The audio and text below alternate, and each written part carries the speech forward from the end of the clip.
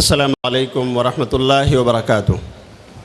الحمد للہ رب العالمین والصلاة والسلام علی خاتم الانبیاء وسید المرسلین وعلی آلہ وصحبہ اجمعین ومن تبعہم بإحسان الی یوم الدین، اما بعد۔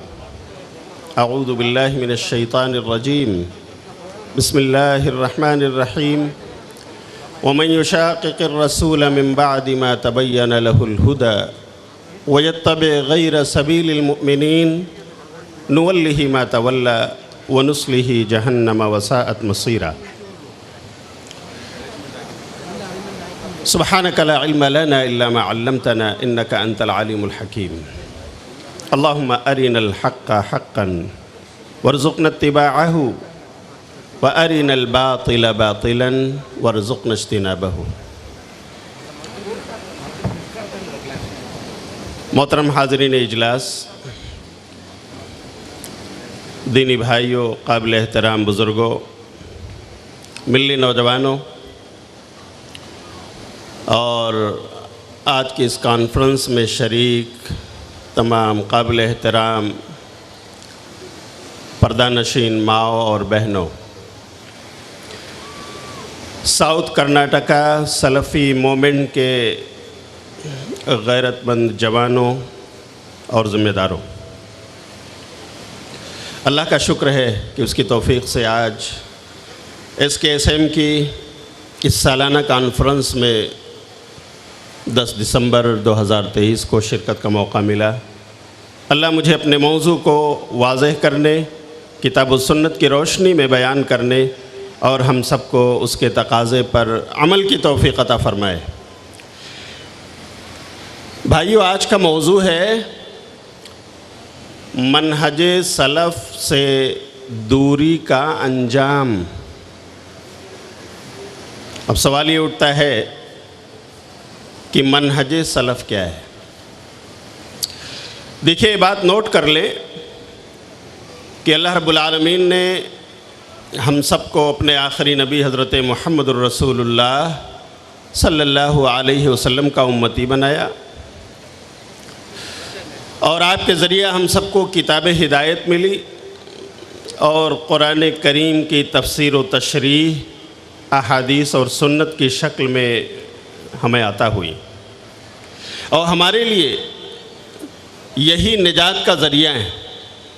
جنت میں جانے کا راستہ یہی اللہ کی کتاب ہے۔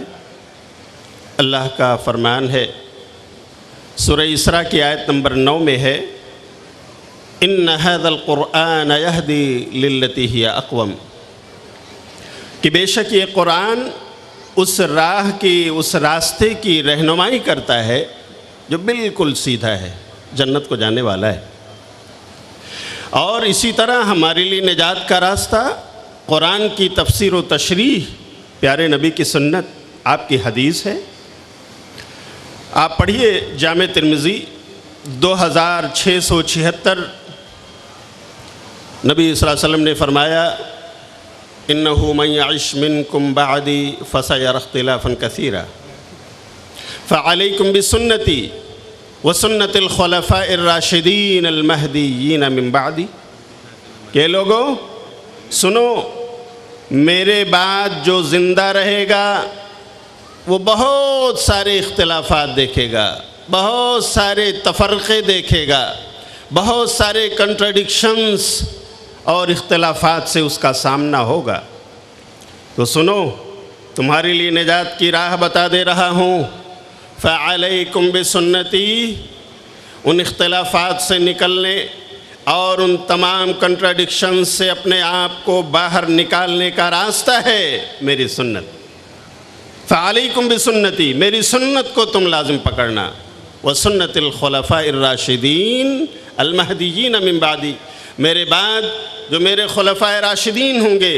اس کے بعد آپ ہم جانتے ہیں کہ ابو بکر صدیق رضی اللہ عنہ، عمر فاروق رضی اللہ عنہ، عثمان غنی رضی اللہ عنہ، علی بن ابی طالب رضی اللہ عنہ، یہ تمام خلفائے راشدین ہیں۔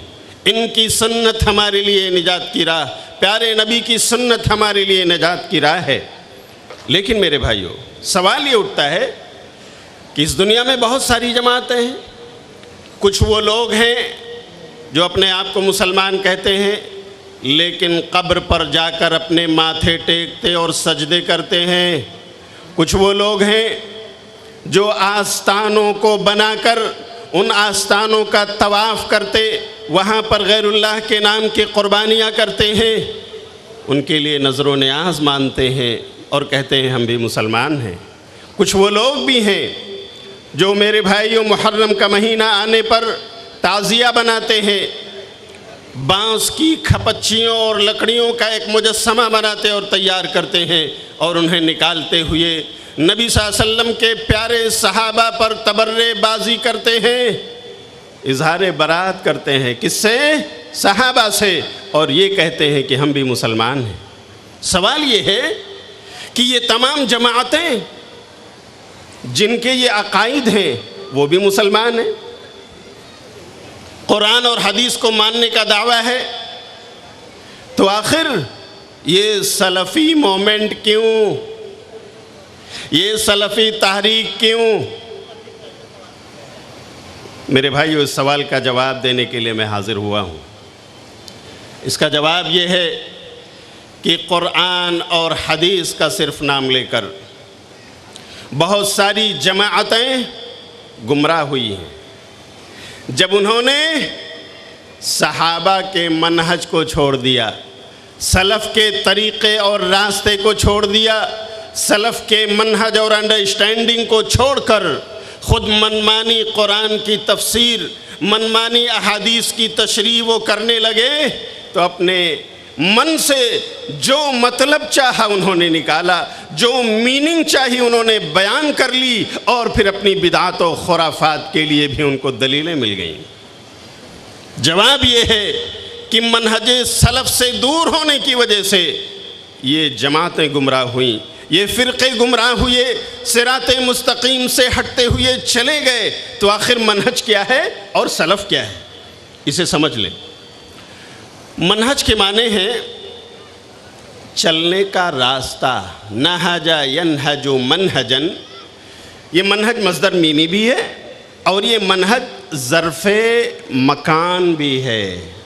ہاں، جیسے معبد عبادت کی جگہ، ایسے آپ دیکھیں منہج چلنے کی جگہ، چلنے کا راستہ۔ تو یہاں منہج سے مراد وہ راستہ ہے جس پر پیارے نبی صلی اللہ علیہ وسلم چلے ہیں، اور آپ نے اپنے ڈائریکٹ شاگردوں کو، صحابہ اور صحابیات کو آپ نے وہ راستہ دکھایا، اور ان صحابہ رضی اللہ عنہم اجمعین کی جماعت نے اسی پر اپنے آپ کو چلایا، اور وہ ہمارے لیے مثال بن گئے۔ جنت کی راہ انہیں مل گئی، اسی دنیا میں جنت کی بشارت پا گئے۔ وہ راستہ یہاں مراد ہے۔ سلف کون ہے؟ سلف کے معنی گزرے ہوئے لوگ، پاسٹ یا لاسٹ جنریشن۔ لیکن یہاں سلف سے مراد نبی صلی اللہ علیہ وسلم کے بعد 3 پیڑھیاں ہیں۔ نمبر 1 صحابہ، ان کا زمانہ، نمبر 2 تابعین اور ان کا زمانہ، نمبر 3 تبع تابعین، ان کے بعد کے لوگ۔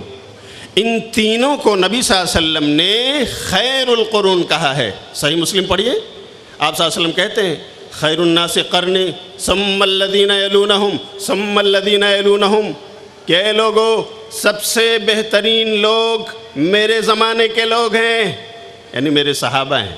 ثم الذین یلونہم، پھر وہ لوگ ہیں جو ان کے بعد آنے والے ہیں، یعنی تابعین۔ ثم الذین یلونہم، اور پھر وہ لوگ ہیں جو ان کے بعد آئیں گے، تیسری پیڑھی تبع تابعین۔ ان تینوں کو نبی صلی اللہ علیہ وسلم نے یہ سند دی ہے، یہ اچھے لوگ ہیں، یہ اچھا زمانہ ہے۔ تو یہی ہمارے اسلاف ہیں۔ اب انہوں نے جس راستے پر اپنے آپ کو چلایا، جس طرح سے انہوں نے قرآن و حدیث کو سمجھا اور اس پر عمل کیا کہ میرے بھائیو اللہ کی طرف سے نعمتوں کے مستحق ہوئے، وہی راستہ، اسی کا نام منہج، اور سلف سے مراد یہی صحابہ، تابعین اور تبع تابعین۔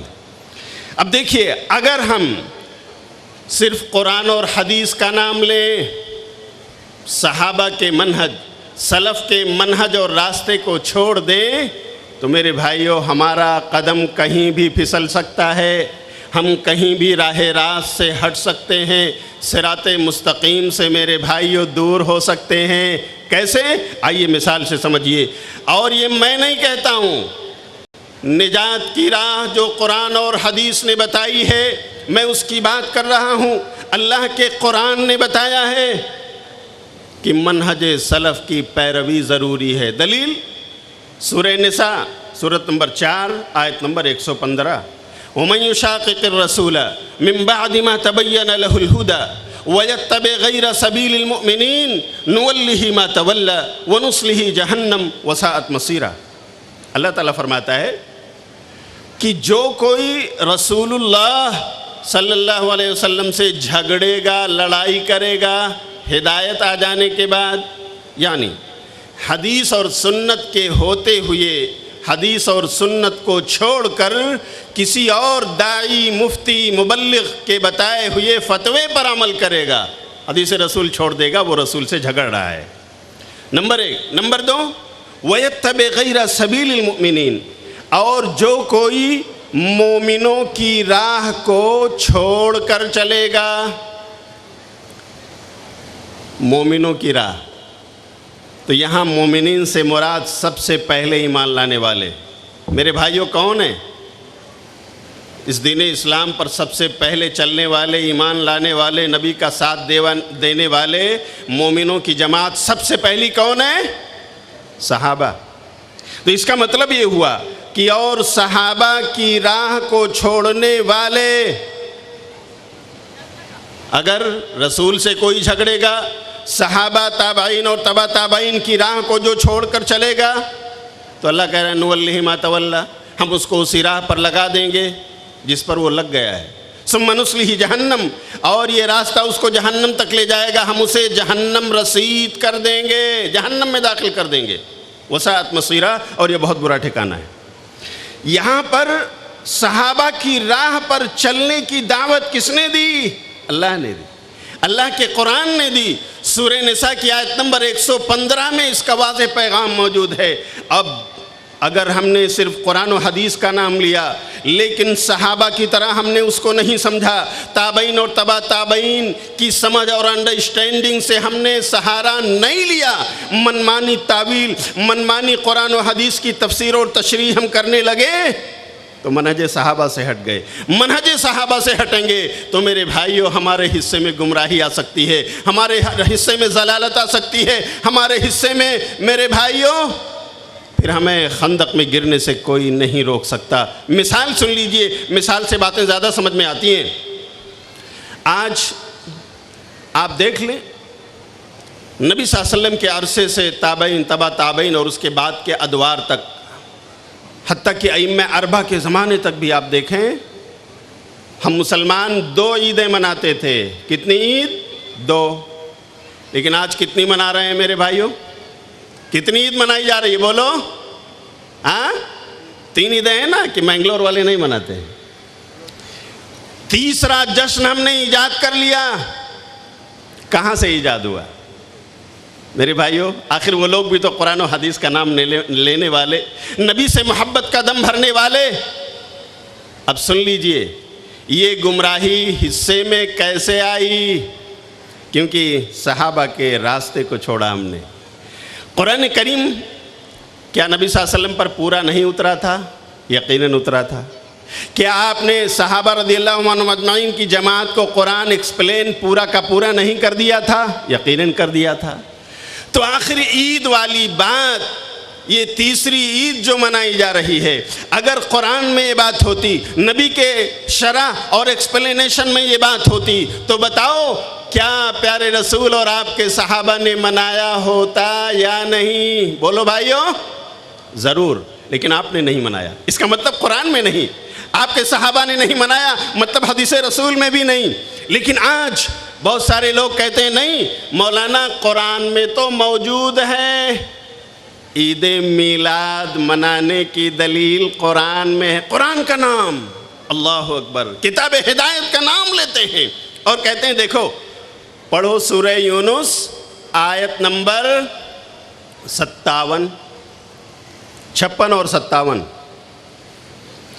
کہتے ہیں 57 میں اللہ تعالیٰ ارشاد فرماتا ہے قل بفضل اللہ وبرحمتہ فبذلک فلیفرحوا هو خیر مما یجمعون۔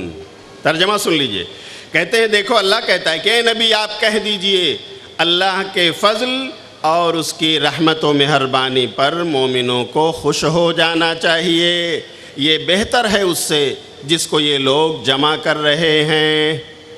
تو کہاں پر عید میلاد کی دلیل ہے؟ کہتے ہیں دیکھو اللہ کے فضل اور رحمت پر ہمیں خوش ہونا ہے، اور نبی کی پیدائش، آپ کا برتھ ڈے، اس سے زیادہ بڑا فضل اور اس سے بڑی رحمت اللہ کی اور کیا ہو سکتی ہے؟ اس لیے اب ہمیں خوش ہونا چاہیے، تو خوش ہو کر جشن منانا چاہیے، اور اس کا نام اب عید میلاد رکھ لینا چاہیے۔ دیکھیے یہ قرآن کا مس انٹرپریٹیشن ہے میرے بھائیوں۔ سچائی یہ ہے کہ وہی سورہ یونس سورت نمبر 10 آیت نمبر 57 کا جو حوالہ دیا گیا ہے، اس سے پہلے آیت نمبر 56 نمبر کی آیت پڑھ لیجئے، اس میں اس کا جواب موجود ہے کہ اس سے مراد نبی کی پیدائش نہیں، اس سے مراد نبی کا برتھ ڈے نہیں، کچھ اور ہے۔ آیت نمبر 56 پڑھیے، ایک آیت پہلے اللہ فرماتا ہے یا ایھا الناس قد جاءتکم موعظۃ من ربکم وشفاء لما فی الصدور وہدی ورحمۃ للمؤمنین۔ اے لوگو، اے انسانوں، یقیناً تمہارے پاس آ چکی ہے تمہارے رب کی طرف سے ایک نصیحت والی بات، جس میں شفا ہے دل کے بیماریوں کے لیے، اور جو سراپا ہدایت کا سرچشمہ ہے، اور جو رحمت اور مہربانی ہے مومنوں کے لیے۔ اس کے بعد اللہ کہتا ہے قل بفضل اللہ وبرحمتہ فبذلک فلیفرحوا هو خیر مما یجمعون، کہ اے نبی آپ کہہ دو اللہ کا جو یہ فضل ہے، اللہ کی جو یہ رحمت ہے، اس پر مومنوں کو خوش ہو جانا چاہیے۔ تو اب آپ بتاؤ میرے بھائیو، رب کی طرف سے جو نصیحت والی بات آئی ہے، جو ہدایت ہے، جو رحمت اور مہربانی ہے، جس میں دلوں کی بیماریوں کے لیے شفا ہے، وہ نبی کا برتھ ڈے ہے یا کوئی اور چیز ہے؟ وہ نصیحت والی بات کیا ہے؟ بولو بھائیو، کیا ہے؟ آواز جا رہی ہے میری؟ وہ اللہ کا قرآن ہے۔ وہ نصیحت والی بات اللہ کا قرآن ہے، جس میں شفا ہے، جس میں ہدایت ہے، جس میں جو رحمت ہے سراپا اور مہربانی ہے انسانوں کے لیے۔ اللہ تعالیٰ قرآن کے بارے میں کہہ رہا ہے کہ اس قرآن کے نازل ہونے پر مومنوں کو خوش ہو جانا چاہیے، لیکن وہ لوگ جو جشن میلاد مناتے ہیں، جو لوگ عید میلاد مناتے ہیں، انہوں نے اس آیت کو، آیت نمبر 57 کو لے جا کر فٹ کر دیا، کہا یہاں خوشی سے مراد، یہاں فضل سے مراد، یہاں رحمت اور مہربانی سے مراد نبی کا برتھ ڈے ہے، نبی کی پیدائش ہے۔ اللہ اکبر۔ میرے بھائیوں، میں آپ سے پوچھتا ہوں، ان بھائیوں یا ان جماعتوں کی گمراہی کا ذریعہ کیا ہوا؟ قرآن نہیں، منہج سلف سے دوری، سلف کے راستے سے ہٹ گئے، صحابہ کی انڈرسٹینڈنگ اور صحابہ کی سمجھ کا سہارا نہیں لیا، انہوں نے قرآن کو چھپایا، کتمان علم کا ثبوت دیا۔ اسی طرح میرے بھائیوں، آج آپ دیکھیں، اگر آپ سے سوال ہو کہ اللہ کہاں ہے، تو منگلور کے بھائیوں اور بہنوں اس کا جواب کیا ہے؟ ویئر از اللہ؟ ہاں بتائیے مختار بھائی، اس سوال کا جواب دیجئے۔ کچھ لوگ کہتے ہیں اللہ ہر جگہ ہے، اللہ از ایوری ویئر، اور کچھ لوگ یہ جواب دیتے ہیں کہ اللہ عرش پر ہے۔ کہاں ہے؟ آسمانوں پر، عرش پر ہے۔ تو کون سا جواب صحیح ہے بھائی؟ یہ توحید والا جواب ہے نا۔ سن لیجئے، قرآن کریم میں دلیل موجود ہے، سورہ طٰہٰ سورت نمبر 20 آیت نمبر 5، الرحمن علی العرش استویٰ۔ رحمان یعنی اللہ رب العالمین جو بہت بڑا مہربان ہے، وہ عرش پر مستوی ہے۔ اب کیسے مستوی ہے، کیسے بیٹھا ہے، ہم نہیں جانتے۔ امام مالک رحمۃ اللہ علیہ سے سوال ہوا کہ آپ کیا کہتے ہیں اس آیت کے بارے میں کہ رحمان عرش پر مستوی ہے، کیسے ہے وہ؟ تو آپ نے جواب دیا تھا، امام مالک رحمۃ اللہ علیہ نے، جن کو امام دار الہجرہ کہا جاتا ہے، مدینے کا امام کہا جاتا ہے، وہ کہتے ہیں الاستواء معلوم والکیف مجہول والایمان بہ واجب والسؤال عنہ بدعہ، کہ اللہ تعالیٰ عرش پر مستوی ہے، اٹ از نون، یہ پتہ ہے ہمیں، اللہ نے قرآن میں بتا دیا۔ والکیف مجہول، لیکن اللہ عرش پر کیسے بیٹھا ہے؟ دنیا کے بادشاہوں کی طرح، راجاؤں کی طرح، یا ہمارے مکھیا اور ساہوکاروں کی طرح کیسے بیٹھا ہے وہ؟ We do not know. الکیف مجہول، کیفیت ہم نہیں جانتے کیونکہ اللہ نے بتایا ہی نہیں۔ والایمان بہ واجب، اللہ تعالیٰ عرش پر مستوی ہے، اس پر ایمان رکھنا واجب ہے۔ والسوال عنہ بدعہ، اور اس کے بارے میں سوال کرنا کہ کیسے بیٹھا ہے، ایسے یا ویسے، کس کی طرح سے، یہ سوال کرنا بدعت، کیونکہ صحابہ رضی اللہ عنہم اجمعین نے یہ سوال کبھی نہیں کیا۔ تو میرے بھائیوں، اللہ کہاں ہے؟ آپ دیکھیے اس کا جواب ڈیفرنس ہو رہا ہے۔ کوئی کہتا ہے ہر جگہ ہے، کوئی کہتا ہے عرش پر ہے۔ سوال یہ ہے کہ جواب کون سا درست ہے؟ جواب یہ درست ہے اور صحیح ہے کہ اللہ عرش پر ہے۔ یہ ایسا عظیم جواب ہے کہ جب ایک خاتون نے یہ جواب دیا تو اس کو آزادی کا انعام ملا۔ صحیح مسلم پڑھیے، 537 نمبر کی حدیث ہے۔ نبی صلی اللہ علیہ وسلم ایک راستے سے گزر رہے ہیں، اتفاق سے ابو مسعود الانصاری رضی اللہ تعالیٰ عنہ کی ایک لونڈی، ایک باندی تھی جو کسی غلطی کی وجہ سے، جس پر ابو مسعود غصہ ہو گئے اور اس کی پٹائی کرنے لگے، اسے مار رہے تھے کہ نبی صلی اللہ علیہ وسلم وہاں گزرتے ہوئے آپ نے دیکھ لیا۔ آپ نے کہا ابو مسعود رک جاؤ، رک جاؤ۔ انہوں نے دیکھا نبی صلی اللہ علیہ وسلم کو۔ نبی صلی اللہ علیہ وسلم آئے اور کہا ابو مسعود آپ اس باندی اور لونڈی کو سزا دے رہے ہو؟ اللہ اقدر منکا، اللہ اقدر، اللہ اقدر علیک منہا، اللہ تعالیٰ آپ کو بھی سزا دینے پر اس سے زیادہ قادر ہے۔ جتنا آپ اس پر طاقت رکھتے ہو، اللہ اس سے زیادہ طاقت رکھتا ہے کہ آپ کو سزا دے۔ ایسا مت کرو۔ پھر آپ نے کہا اے جاریہ این اللہ، اے لونڈی بتا اللہ کہاں ہے؟ وہ کہتے ہیں اللہ فی السماء، اللہ آسمان میں۔ سبحان اللہ۔ اس کے بعد آپ پوچھتے ہیں ومن انا، میں کون ہوں؟ انت رسول اللہ، آپ اللہ کے رسول ہیں۔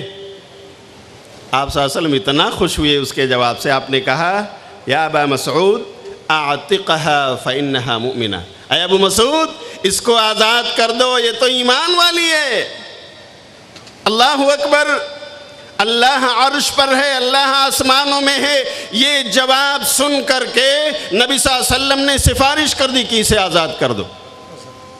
اللہ ہم سب کو منہج سلف پر چلنے کی توفیق عطا فرمائے، قرآن و سنت کے ساتھ صحابہ کا راستہ پکڑ کر اسی پر تا حیات قائم رہنے کی توفیق عطا فرمائے، آمین۔ وآخر دعوانا ان الحمد للہ رب العالمین، والسلام علیکم ورحمۃ اللہ وبرکاتہ۔